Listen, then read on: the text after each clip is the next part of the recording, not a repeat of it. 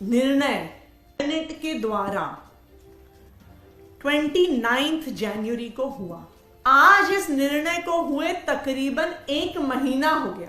ये फाइल कम से कम 2 हफ्ते से एलजी साहब के ऑफिस में पड़ी है। अगर उन्हें से कोई सवाल पूछना होता, रोज रोज दिल्ली सरकार के अफसरों को अपने ऑफिस में बिठाए रहते हैं, अगर उन्हें सिर्फ कोई सवाल पूछना होता, कोई क्लैरिफिकेशन लेना होता तो वो अफसरों से पूछ सकते थे, वो मुझसे पूछ सकते थे।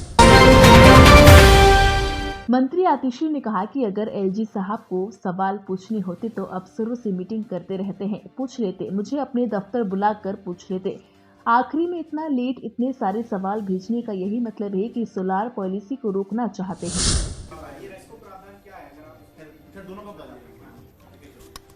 देखिए, सबसे पहली बात आप इस बात को समझिए, ये निर्णय कैबिनेट के द्वारा 29 जनवरी को हुआ। आज इस निर्णय को हुए तकरीबन 1 महीना हो गया। ये फाइल कम से कम 2 हफ्ते से एलजी साहब के ऑफिस में पड़ी है।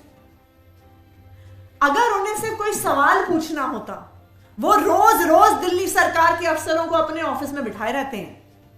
अगर उन्हें सिर्फ कोई सवाल पूछना होता, कोई क्लैरिफिकेशन लेना होता तो वो अफसरों से पूछ सकते थे, वो मुझसे पूछ सकते थे। वो इतने दिन फाइल क्यों लेकर बैठे? अब जब आचार संहिता कुछ ही दिन में लगने वाली है तो अनेकों सवाल और अनेकों ऑब्जेक्शन लगाकर फाइल को वापस भेजना इतनी लेट सिर्फ एक चीज को दर्शाता है कि आचार संहिता लगने से पहले इस पॉलिसी को इंप्लीमेंट होने से वो रोकना चाहते हैं। वरना इतने दिन तक फाइल क्यों लेकर बैठे? उन्होंने हमसे बुलाया क्यों नहीं? अफसरों को बुलाया क्यों नहीं? फोन लगाकर पूछ लेते, मुझे एज पावर मिनिस्टर आपने अपने ऑफिस में बुला लेते, चर्चा कर लेते। लेकिन इस मौके पर फाइल को वापस भेजना सिर्फ और सिर्फ आचार संहिता से पहले सोलर पॉलिसी को रोकने का प्रयास है। दूसरी बात, जो आपने बात कही कि वो निजी कंपनियों को फायदा पहुंचाना चाहते हैं, ये उन्होंने फाइल पर नहीं लिखी है, ये उन्होंने मीडिया में प्लांट करी है। सबसे पहली बात, मुझे इस बात का अचंभा है कि इतने ऊंचे संवैधानिक पद पर बैठे हुए व्यक्ति को आज मीडिया में स्टोरीज प्लांट करने की जरूरत क्यों है, ये सोचने वाली बात है।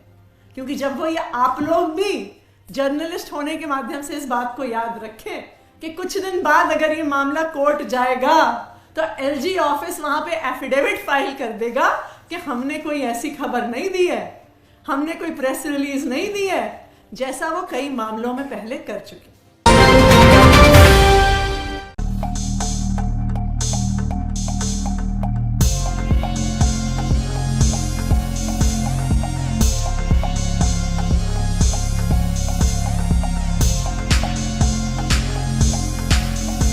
JL न्यूज़, नया जमाना, नई सोच।